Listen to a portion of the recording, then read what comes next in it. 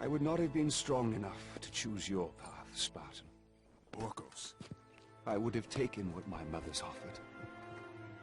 I would rather live in truth. I fear you may come to regret those words.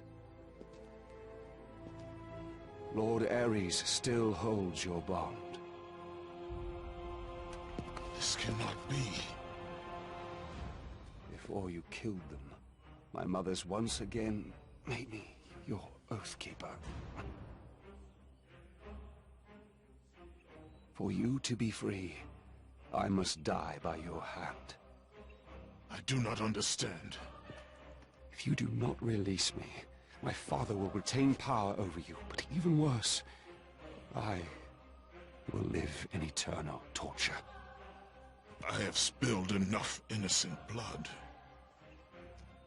There is no other way, Spartan. Destroy the Oath. Kill Ares. Have your revenge. I was never the warrior my father wanted me to be. But please, all I ask, give me an honorable death.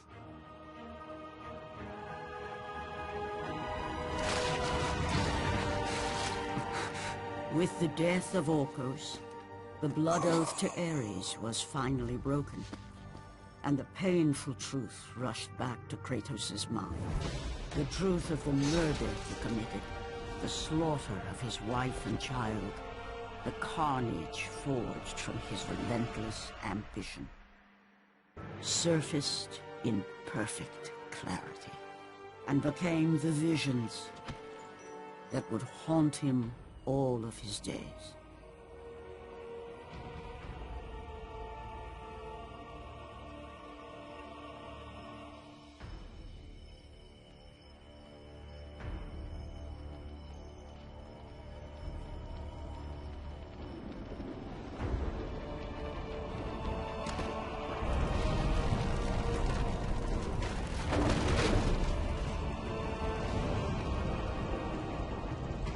Now free of the Fury's madness, but still tortured by the truth of his past, Kratos left the only home he'd ever known, and set out to undo all that he had wrought.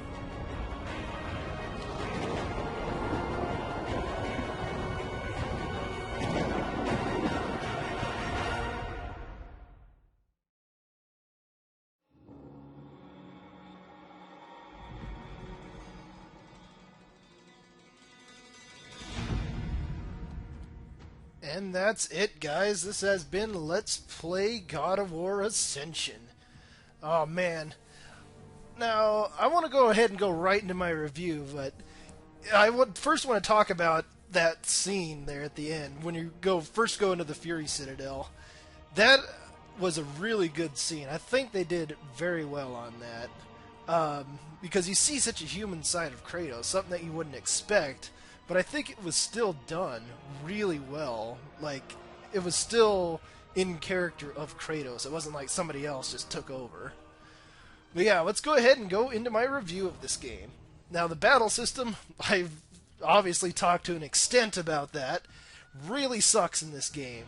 I mean, you can't really tell when you're watching it, but it just feels so different from all the other God of War games. It just doesn't work, and a lot of the times you end up getting hit by enemies, and like that one Trial of Archimedes, I had a lot of problems dying in test plays, and I even had a couple recordings fail because I would just die right in the middle of a battle, and that just does not happen when I play a God of War game.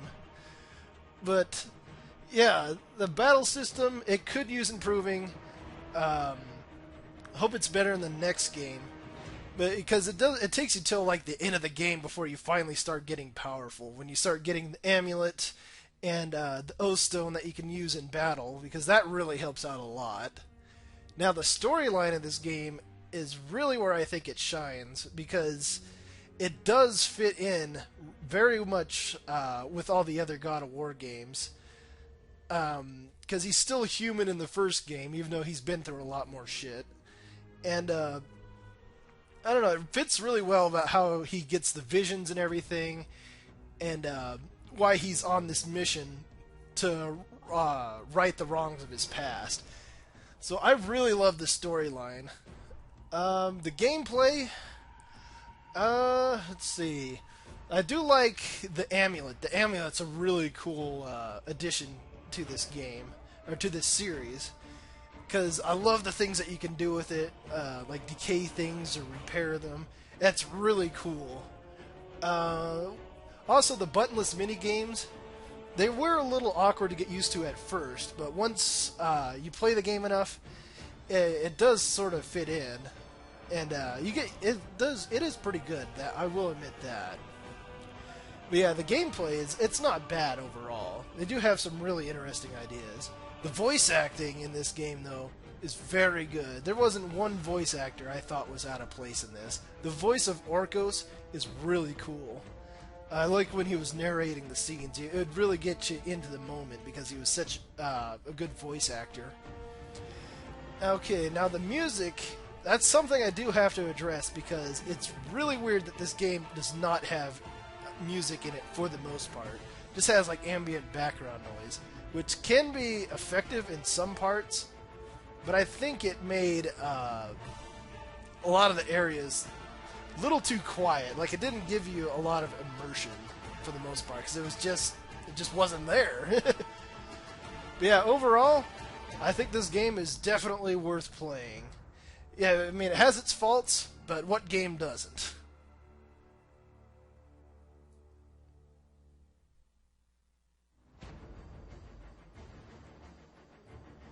But yeah, that's pretty much it for my review about this game.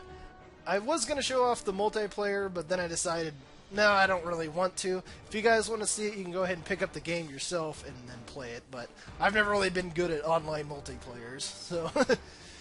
And I don't really have an appeal to play it, to be honest. I just wanted to play through the main game, just to show you guys what this game is all about. But yeah, it's definitely worth it if you want to play it. Yes, it's not as good as the other God of War games, but it's still worth it, even with all the glitches and everything in it. But enough of me rambling. You guys can go ahead and enjoy the credits, and I'll just leave you off by saying Godspeed in the gaming world, and stay tuned for more Let's Plays to come.